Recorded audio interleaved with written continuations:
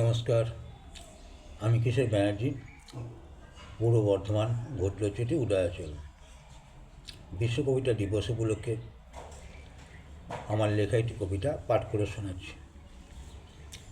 কবিতার নাম পাগল ছেলে। মা গো, আমায় দেখা দে না কেন মা, ব্যাকুল হয়ে ডেকে মরি, চোখে পড়ে না? কি দোষ আমার বল, আমি জানি এটা তোর ছল।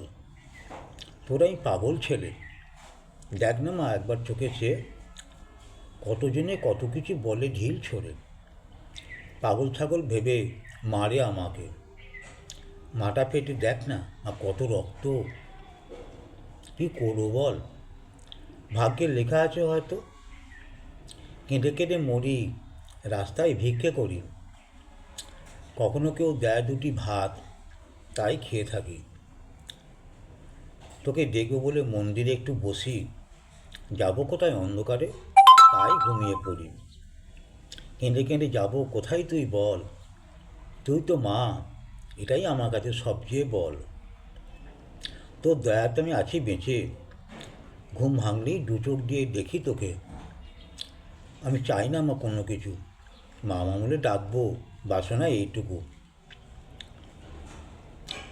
তুই আমার মনের পৃথিবী, আমি বসে আছি তোর কোলে, তুই সেই মাটি।